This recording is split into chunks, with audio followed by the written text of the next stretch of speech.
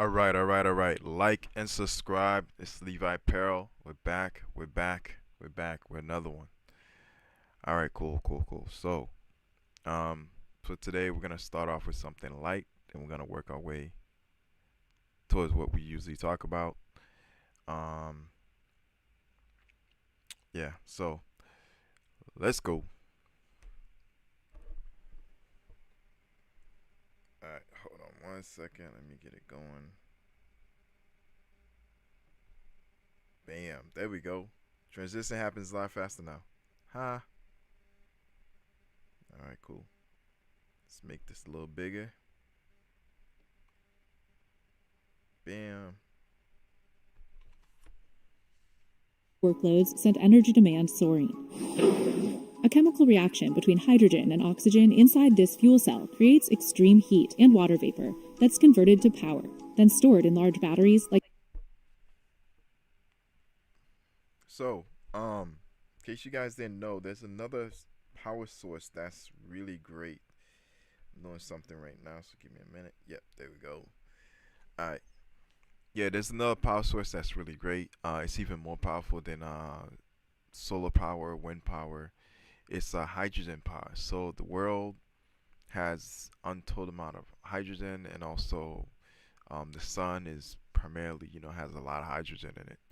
And that power itself, if used correctly, can actually create a lot of electricity and power we need to power normal daily things, right? So in this case, Microsoft and Amazon, along with the other big players that's trying to do AI, they're utilizing this energy crisis to create data banks of energy, if that makes sense. Anyways, they're trying to basically create a energy bank so the AI system can have available.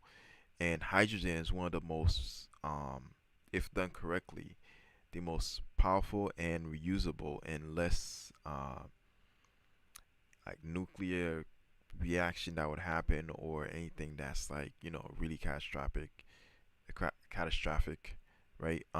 So yeah, so hydrogen is leading the way. Hydrogen power. Here we go.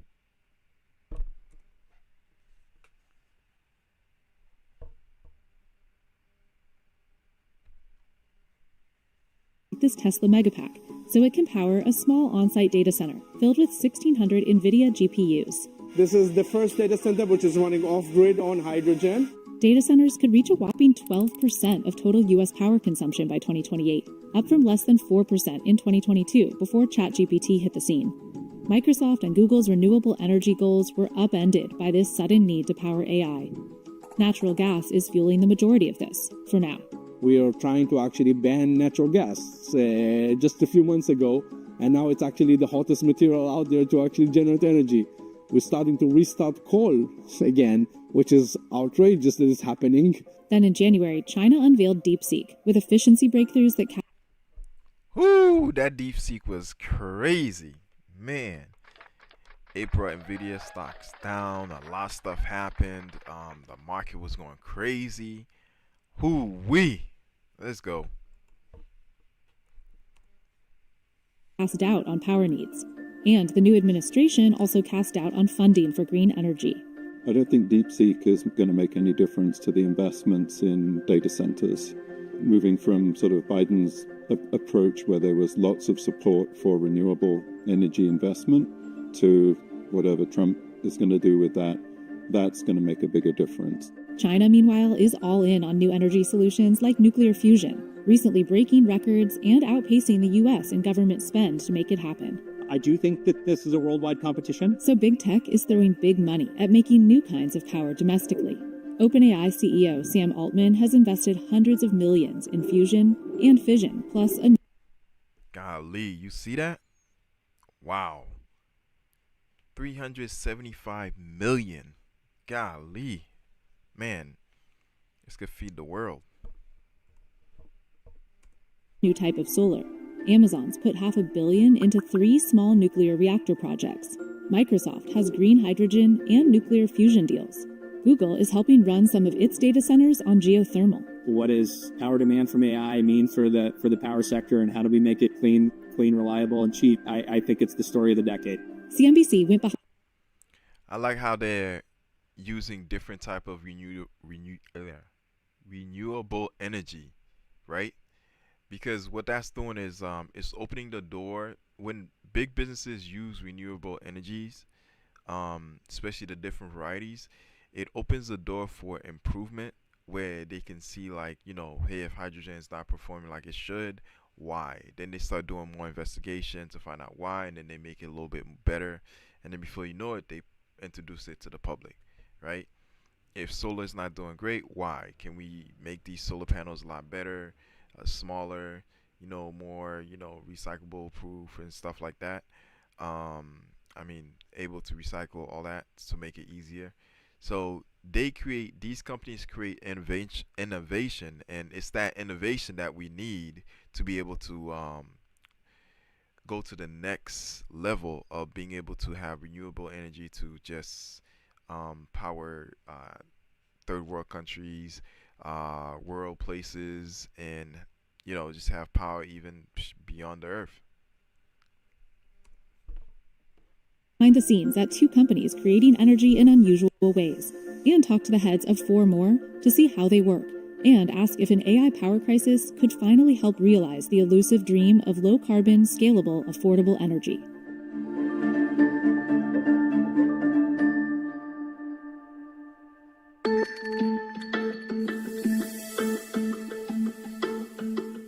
After OpenAI's ChatGPT release in November 2022 made large language models a must-have across industries, cloud providers have been racing to build data centers that can handle them.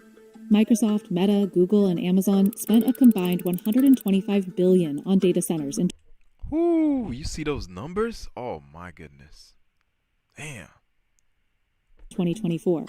And those data centers need more and more power to train and run AI models. The AI frenzy has data center power demand rising 15 to 20% every year through 2030 in the U.S. An average data center, which is about 100 megawatts, consumes as much energy as 100,000 U.S. households. Then last month, DeepSeek flipped the script. Its more efficient models made some ask, will the AI-fueled surge in power demand continue? Everyone will look at what they've done and copy that, so we'll see everybody suddenly getting an order of magnitude or 2 more efficient. I think it's just going to create more demand sooner.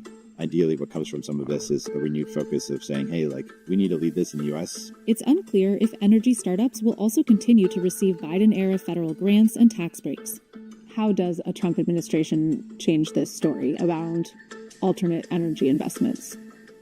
I think the Trump administration has pretty clearly said that they want to invest in oil and gas. We will drill, baby, drill.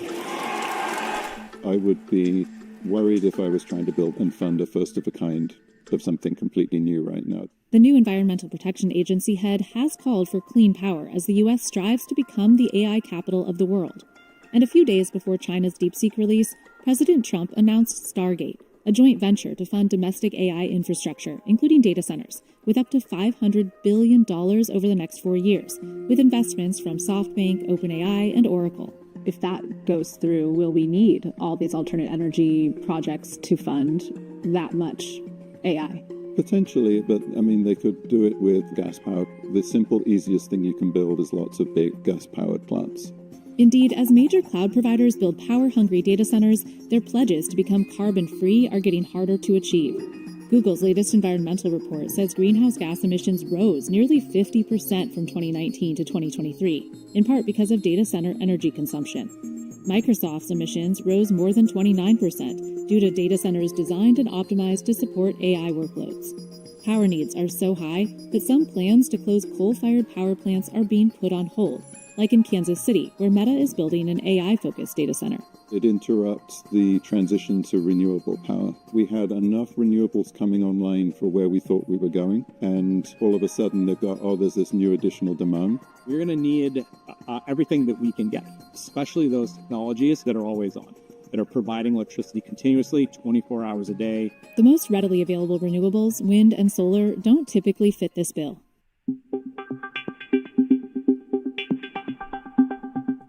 There we go. That's what I'm talking about. Hydrogen, baby. Yeah. Woo, let me give applause for that. Let's go. That's what I've been waiting for. I want hydrogen to step in because I'm tired of these solar companies coming to my door. Hydrogen steps in, it's a new ball game. Somebody can create a hydrogen power plant to um, produce power, and it can power neighborhoods, and you don't have to worry about having any solar on top of your roof, right? And then hydrogen is readily available and it's always available. And guess what happens after the hydrogen is made? The what do you call it? The byproduct is actually water, H2O. So because when it goes back, it collects with the other oxygen, hydrogen molecules, creating H2O, right? That's why Bahar founded ECL in Mountain View, California, where he gave us a tour. We had a goal to actually deliver a fully sustainable data center that will have zero emission coming out of it and zero water use. Hydrogen is not usually emissions free, but it is able to power ECL's small 1 megawatt AI data center entirely off grid and cooled only by the water created on site. Water is a byproduct of hydrogen power generation. And then we feed that water back into our cooling system to be able to deliver water-based cooling. Every couple weeks, this tank is filled with 16,000 gallons of hydrogen trucked in. I told you. The hydrogen comes in, water's made, that water is being reused and recycled for the hydrogen, and it goes right back and just creates a whole cycle of water all over again. From Southern California or Nevada. There are 3 main types of hydrogen, known by different color codes depending on how they're made. Gray hydrogen accounts for some 95% of the world's current consumption and is made using fossil fuels, releasing a significant amount of CO2 when it's produced. Blue hydrogen uses the same process, but with carbon capture to reduce the impact. That's primarily what ECL receives. Green hydrogen is produced from renewable energy through a significantly more expensive process using wind or solar to split water molecules apart. The completely green hydrogen is a tiny fraction of the hydrogen that's available, and it's more expensive. The Biden administration in January finalized a major tax credit for clean hydrogen and previously awarded some $7 billion to jumpstart clean hydrogen at 7 hydrogen hubs connected to companies like Amazon and ExxonMobil. Trump, however, has called Biden climate policies a green new scam. The Trump administration has said that energy independence is very important for them. So I don't think there will be a reduction in the level of support. In Texas, ECL is building a data center that's 1,000 times bigger than its pilot site in California. The 1 gigawatt project is near some 600 miles of hydrogen pipelines, so it won't need to be trucked in and stored. ECL plans to complete the $8 billion project in 2029 and run it entirely on green hydrogen, eventually. We're defining a new type of hydrogen called turquoise. That's going to be very expensive. Wow. Hopefully they can pull it through, because basically you got water coming in, then you got water being broken into oxygen and hydrogen molecules, and then the hydrogen molecules being used for electricity. So that'd be, energy. That's going to be amazing. And then it goes right back to being water again, and then breaking down, and then the whole cycle continues. There's a mix of blue and green until we'll be able to get to 100% green, which is probably going to take between 4 and 5 years. For now, with blue hydrogen, Bahar says ECL's gotten the price down to 6 cents per kilowatt hour, about a third the average price of power in the U.S. He says ECL has 4 customers committed at the Texas site so far and is in talks with 16 more. It's the Microsoft, Facebooks, Amazons, and Googles of the world, which require all of this technology to be placed somewhere. And right now, somewhere is nowhere, because there's no more availability of data center space in the United States.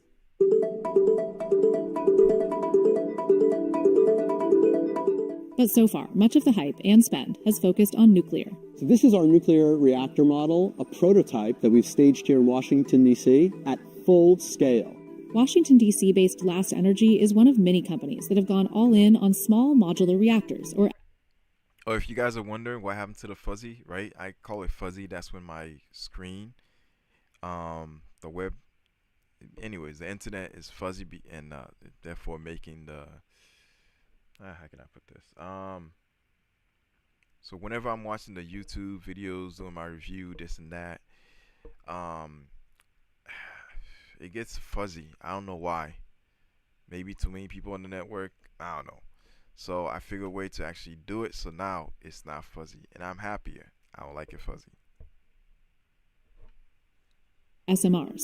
This is everything that you need to have a nuclear battery create 80 megawatts of heat and eventually 20 megawatts of electricity. The idea is to bring reactors to the data centers. No need to build in proximity of a big nuclear plant. Traditional nuclear power hit a bit of a period of stagnation several decades ago. Between the rising construction costs and the lengthy timelines to deliver the product, it proved unfeasible. So Amazon, Google, and Microsoft are all investing in SMRs. Meta is seeking developers to help it add up to 4 gigawatts of nuclear generation capacity by the early 2030s, and Last Energy submitted a proposal. In fact, half of Last Energy's 80 commercial agreements for 20 megawatt units are going to AI data centers. And then the other half are going to more traditional industrial applications. This includes pulp and paper, cement, sugar processing, steel tube manufacturing. Last Energy's first 4 SMRs are scheduled to come online in 2027, powering data centers on a former coal plant site in Wales. But with AI demands already here, some traditional plants are getting another life. Microsoft is restarting a mothballed nuclear plant on 3 Mile Island in Pennsylvania that's been shut down since 2019 and was the scene of the worst commercial nuclear accident in U.S. history in 1979. Radiation has always been a threat, whether it's from a potential leak during an accident or safely disposing of the resulting radioactive waste. Our solution, by Yikes. fully encompassing all radioactive material and systems in a 12-inch steel containment structure, allows us to mitigate the waste issue by fundamentally isolating it. That's relatively low risk, but you've got to build a safety record around it. And they're relatively small reactors. You need a lot of those to power one of these big AI data centers. That's why startup Helion is trying to create a lot more nuclear power in an entirely new way. Instead of shrinking down existing nuclear reactors, Helion is trying to harness energy from a very different type of reaction: fusion, the combining of 2 atoms. Fusion is the way the sun works. Only here on Earth, we've actually struggled to be able to do it in a commercializable, cost-effective way. We've built now a number of machines showing that we can do that. Microsoft has signed on to buy fusion power from Helion for one of its data centers in Washington state in 2028. It's an ambitious goal, considering scientists have been trying for decades to sustain fusion reactions long enough to harness energy from them. Nuclear options are probably 5 years out. Even if they say, yeah, maybe 2029, it's probably going to be delayed. No one's actually made fusion work, really, yet. Helion's 7th prototype, Polaris, came online in December. Kirtley says it will be the first to make a fusion reaction that generates electricity, something China's also been racing to achieve. In 2021, Altman invested $375 million in Helion, and he's the company's...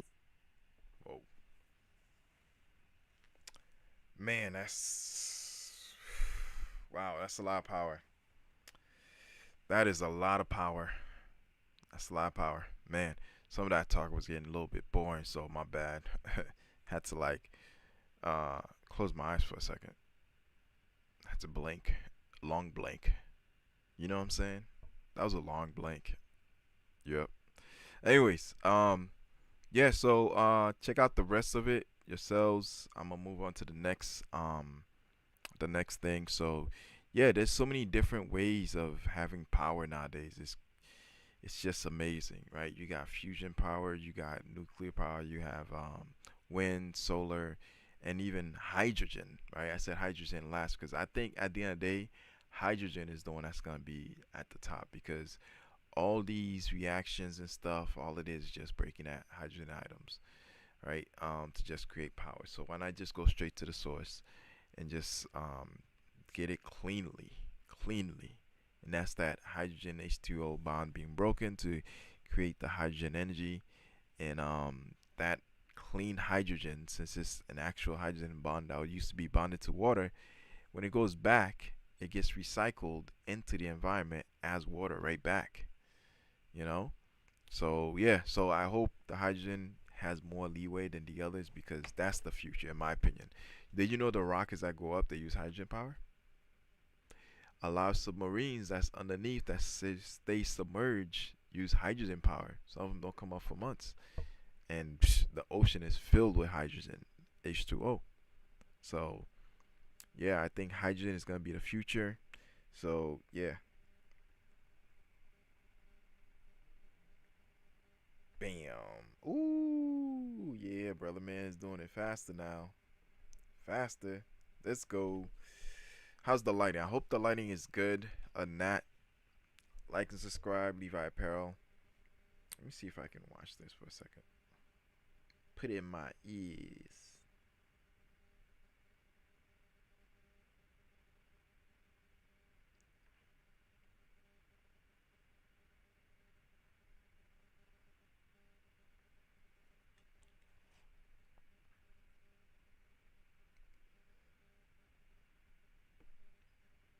All right, let me move to the next one.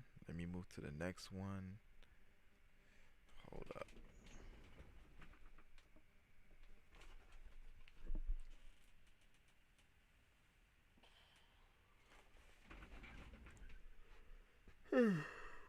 Yo.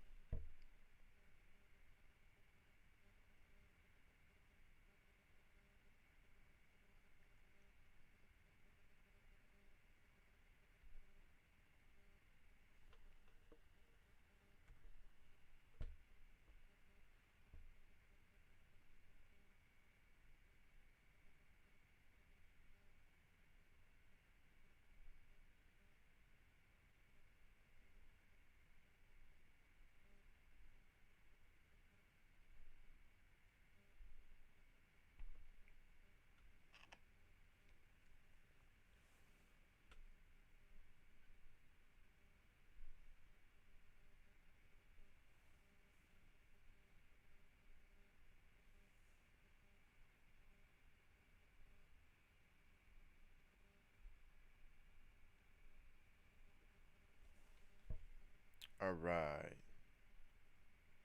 Here we go. Is that? Color G6070 direct-to-film printer. All right. Make sure you have ample space. Remove and set aside the content. My bad, guys. My bad.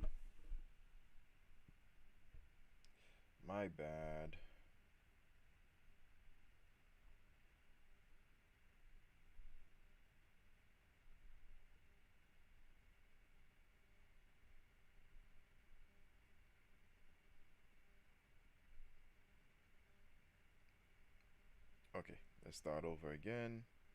Bam. Transition. Nice. Woo. Box and set up the SureColor G6070 direct-to-film printer. Make sure you have ample space. Remove and set aside the contents. Locate the Allen wrench and screws and keep them in a safe place. These 3 parts are for the printer stand. 2 people are recommended to Bam. Hold on. assemble the printer stand. Use the Allen wrench to tighten the 4 internal screws. There are 2 per side. Locate the 2 metal poles that will be used to lift the printer out of the box to place on the printer stand. 4 people are recommended. Alright, whatever. Damn, 4 people for a printer? Golly. Holy moly. Alright guys, what you're looking at is the Epson SureColor G6070 DTF printer. So Epson saw the demand for direct to film printing, and they seen how people were converting their printers into DTF.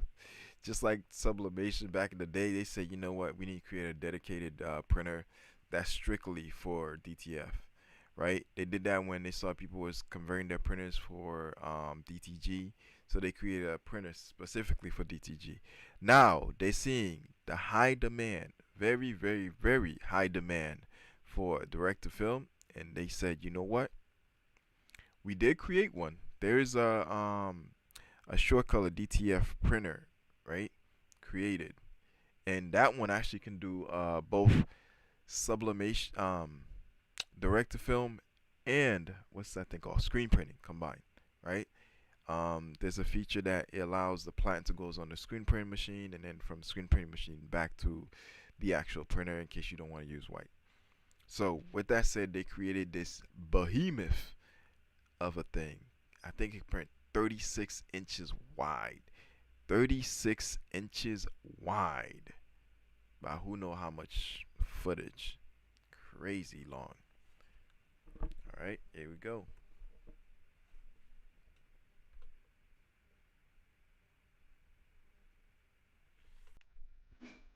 Once the printer is placed onto the stand, remove the metal poles.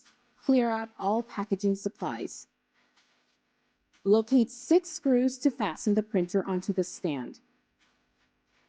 Set 2 screws into the stand to place the waste ink bottle bracket. Undo the package away.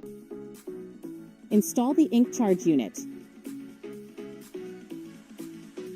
Initialization will take approximately 53 minutes and the display will show you the time remaining. Alright, hold on one second. Do not disturb the process by initialization. Unlock and remove ink tray. Insert a pack and lock ink tray. Repeat for each subsequent pack. So it looks like the ink they have is already, it's not cartridge based, but it's in a way cartridge because it's a sealed bag with a what do you call it, with a nozzle that can connect to the printer to release its ink into it. So in a way it's kind of cartridge based. It's just bag cartridge based, and usually the cartridges have a bag of ink in them. They just completely sealed and more how can I say, in a way you can hold it a lot easier. So this is the same thing. They just opt out of having the actual cartridge and just did the bag system. That's all.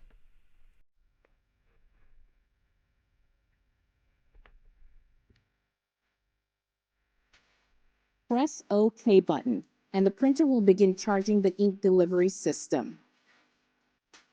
Follow the instructions on the touchscreen menu. Remove the protective cover and do not throw it away. Install the ink charge unit.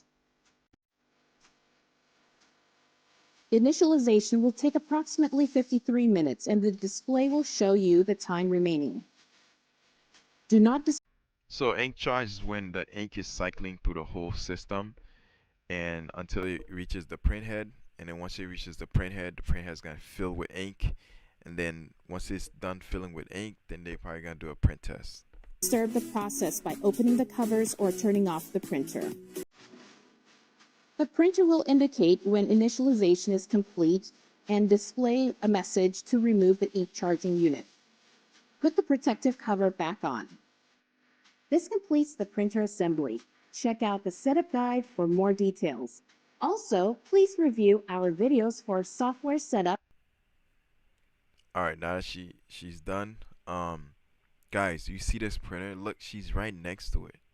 She's right next to it. That's like, it looks like it takes at least 1, 2, 3. 3 of her probably could fit in front of this printer while the paper or film is coming out. So literally 3 full size of image can be coming out of this printer, no problem, easy, right? Because 36 inches is 3 foot, and if you take 12 inches each, that's 36 inches, right? So 12 inches worth of print, right?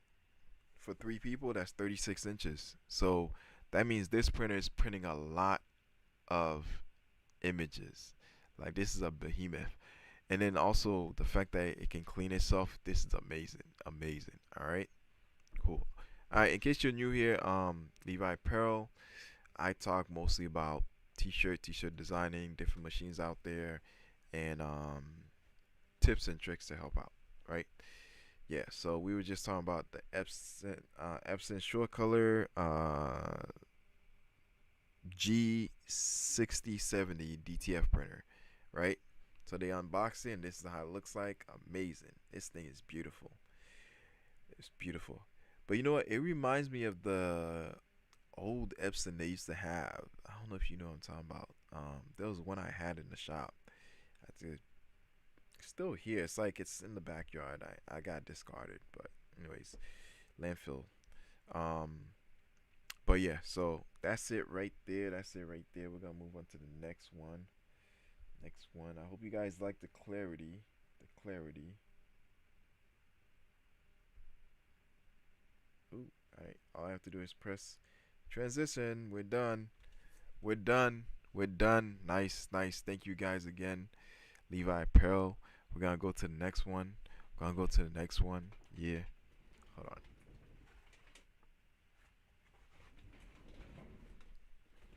Alright, cool, cool, cool. I do that on purpose so I can know when to start the new. Yeah, so I can know when to start the new video. That's pretty much it.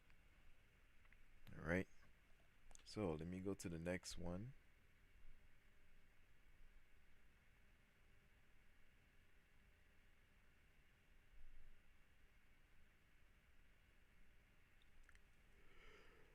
Oh man. I am tired.